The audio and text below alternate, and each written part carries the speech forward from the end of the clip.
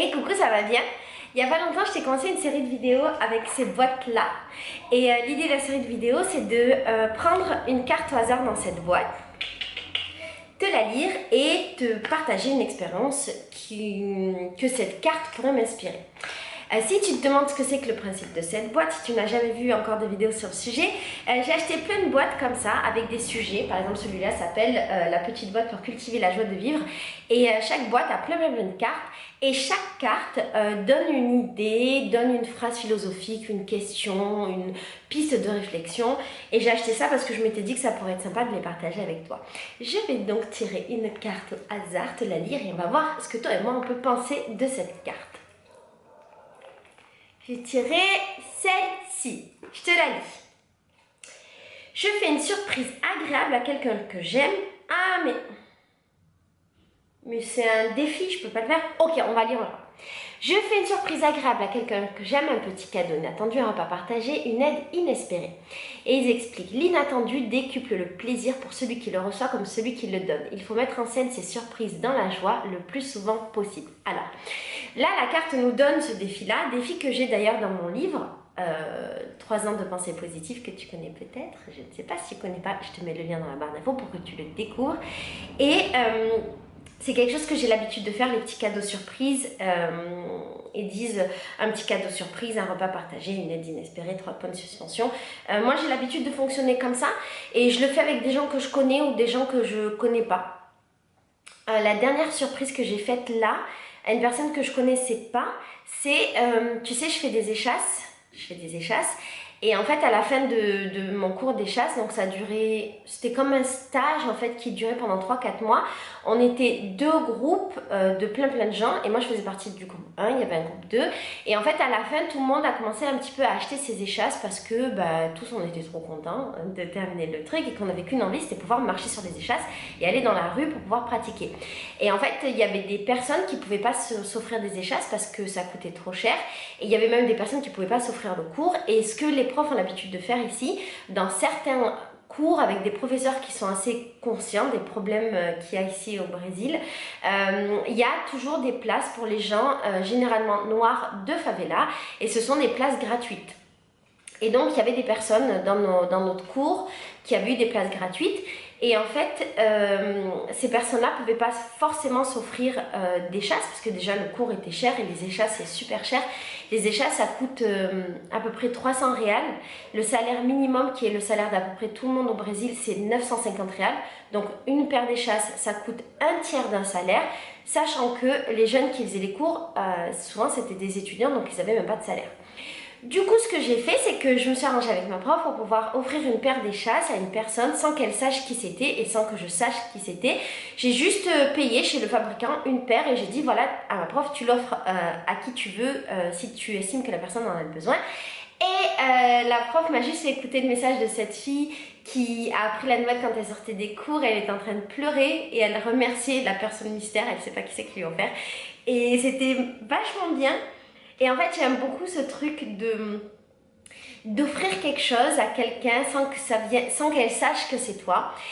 J'aime ce truc un peu mystère. J'ai pas forcément besoin qu'on vienne me dire merci pour être heureuse. Et au contraire, juste l'idée de savoir qu'une personne est heureuse, moi, ça me suffit amplement. Et depuis que je suis petite, je fais un petit peu des choses comme ça, soit avec des inconnus, soit avec des connus de ma vie. Même des connus qui savent pas que c'est moi. Et donc voilà, donc cette carte elle me fait penser à ça. Je fais une surprise agréable à quelqu'un que j'aime. Je l'aime en tant qu'humain, je l'aime pas, c'est pas une personne de ma vie. D'ailleurs je sais pas qui c'est qui a eu les échasses et ça me va très bien. Et d'ailleurs, mon idée c'est que le prochain stage, je vais être aide.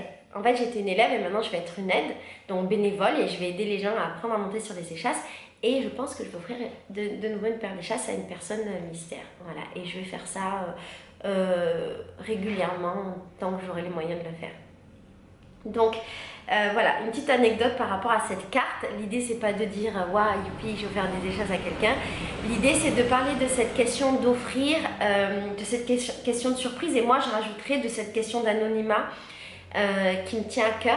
Si toi tu as l'occasion de faire des petits trucs comme ça dans ta vie, de faire un petit cadeau à une personne qui vraiment ne s'y attend pas, ou d'aider une personne, c'était mon cas, qui a besoin de quelque chose, Ok, on peut dire que les échats c'est pas un besoin, mais bon, dans ce contexte-là, c'était un besoin. Une personne qui a besoin et tu vois que toi tu peux l'aider et que ça te coûte pas tant que ça. Et même moi je dirais que si ça coûte c'est encore mieux. Mais ça c'est vraiment mon délire. Moi je crois que si ça coûte un peu, ça apporte plus de valeur à ce que tu as offert et que ça, oui, ça apporte plus de valeur au don, de donner quelque chose qui pour nous a de la valeur ou d'offrir du temps quand on n'en a pas. Je pense à un autre exemple. Les gens qui viennent me voir souvent me ramènent des princes de lu. Et les princes de lu pour moi c'est genre un petit trésor parce qu'ici au Brésil il n'y en a pas et je suis un peu viciada. En portugais je dirais viciada. Viciada ça veut dire je suis un peu obsédée, c'est pas vicieuse exactement la traduction. Putain je me souviens plus comment on traduit. Mais disons que j'adore les princes de lu. Je sais c'est pas bien, il y a de l'huile de palme, ça déforeste la planète. J'habite au Brésil là où il y a la déforestation, les incendies, ok. Mais j'avoue que de temps en temps ça me fait du bien parce que c'est trop bon. Et en fait souvent on me ramène des princes de lu et quand on me ramène des princes de lu c'est un peu mon petit truc à moi mais je le partage toujours avec les gens. Généralement je donne une grosse partie de mes princes de lu, si ce n'est un paquet complet, si j'en ai eu plusieurs, à Alejandro parce que lui je lui ai fait croire. J'ai fait croire que c'était de la gastronomie française et il adore les princes de lu, il est devenu fou des princes de lu donc pour lui c'est un truc exceptionnel. Donc généralement je donne un paquet pour lui et son frère et son fils et après s'il y a des meufs de ma maison qui sont là je partage avec elles même si je sais que ça me coûte parce que je les aime et la vérité c'est que le fait de partager quelque chose qui me coûte ça me rend encore plus heureuse que si je l'ai mangé.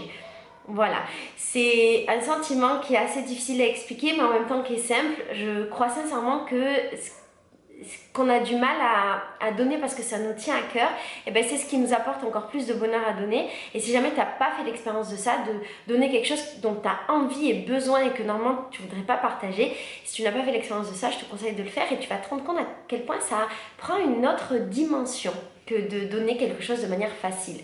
Tu vois, je pense à un autre exemple que je vais donner, puis on va s'arrêter là parce que ça fait beaucoup d'exemples. À un moment, j'étais dans une auberge de jeunesse et en fait, j'étais avec d'autres gens et on était un peu en mode galère, on n'avait pas trop de sous. Et en fait, on s'était mis en commun pour acheter à manger. Et on avait acheté de quoi faire du riz avec des œufs. En fait, c'est du riz sauté, bref. Et en fait, on avait fait pour nous, on avait fait un tout petit peu plus. Et moi, j'avais voulu inviter tous les gens de mon hôtel. Parce que quand je faisais à manger dans les auberges où j'étais, je faisais toujours à manger pour tout le monde. J'avais beaucoup de mal à faire manger que pour moi, je trouvais pas ça marrant, donc je faisais des gros plats et du coup j'avais pris la liberté d'inviter tout le monde alors qu'on avait été plusieurs à acheter à manger. Et en fait après je l'ai dit aux gens et les 3 personnes avec qui j'étais avaient beaucoup marronné en mode non, moi je donne pas, déjà qu'on n'a pas beaucoup, nanana. Et il y avait même un mec, il avait pris son assiette et il avait rempli, mais d'une manière abusée que c'était sûr qu'il allait pas le finir. Il avait rempli pour pas partager avec les autres et ils avaient dit en gros nous on mange et s'il en reste on donnera mais pas autrement. Et moi ça m'avait beaucoup choquée et beaucoup blessée parce que c'est pas dans ma mentalité et s'il me reste un petit peu à manger, je préfère partager mon petit peu avec une personne qui a pas plutôt que le manger et savoir qu'une personne n'a pas mangé. Du coup ce que j'ai fait c'est que j'ai pris mon assiette, c'est-à-dire ma quantité en divisant le plat par 4 et j'ai divisé ma quantité avec les gens de l'hôtel qui étaient venus à mon invitation. Voilà. J'ai divisé et en fait on a mangé des toutes petites parts mais c'était chouette parce que même si on a mangé des petites parts on était tous ensemble et qu'on a rigolé et c'était un bon moment. Et en plus de ça, eux quand ils ont pu ils m'ont invité et on a passé des bons moments aussi et c'était chouette. Et au final à la fin, les personnes qui avaient pas voulu partager ont pris conscience du fait que c'était pas cool et que c'était dommage et se sont excusés et m'ont dit que la prochaine fois ils allaient partager. Et ce qui s'est passé là, ça m'a ouvert une réflexion à savoir que souvent les gens dans les auberges ou dans les trucs, ils mangent et ils donnent s'il reste. Donc d'abord je mange et si jamais reste, je partage. Et pour moi ça c'est pas du partage en fait, c'est juste du recyclage. C'est juste au lieu de, je trouve une solution pour gérer le manger qui reste. Tandis que si de base tu partages en sachant que tu vas avoir moins que ce que tu devrais avoir et que tu vas te priver, là ça donne un sens à ton partage. En tout cas c'est comme ça que je vis. Peut-être que j'ai cette mentalité parce que je viens d'une famille nombreuse et que tu devais partager et même si tu n'avais pas beaucoup et que c'était toujours mieux d'être à 5 à manger un petit peu que d'être à 1 à manger beaucoup et laisser les 4 pas manger. Peut-être que ça vient de là, peut-être que c'est du fait de l'éducation de ma mère. En tout cas c'est comme ça que je fonctionne et je trouve ça plutôt cool. Et donc cette carte me fait penser à ça. Je fais une surprise agréable à quelqu'un que j'aime, un petit cadeau inattendu, un repas partagé, une aide inestimée. Donc l'inattendu décuple le plaisir et moi je dirais aussi l'inconnu et le partagé décuple le plaisir pour celui qui le reçoit comme celui qui le donne. Et moi je dirais plus pour celui qui le donne en vérité. Et ils disent qu'il faut mettre en scène ces petites surprises dans la joie le plus souvent possible. Voilà, je te laisse avec cette carte, je te laisse en faire ce que tu veux, l'interpréter comme tu veux et la transposer dans ta vie comme tu veux. Si jamais tu aimes bien ce concept de cartes qu'on lit ensemble et d'expériences comme ça qu'on partage, surtout n'hésite pas à me dire parce que moi ça me plaît bien de partager ça avec toi. Voilà, je te fais des gros bisous et je te dis à demain pour une nouvelle vidéo. Et si tu fais des trucs ou si tu as une réponse par rapport à cette carte, tu me le mets dans les commentaires, d'accord? Je te fais des bisous. Ciao!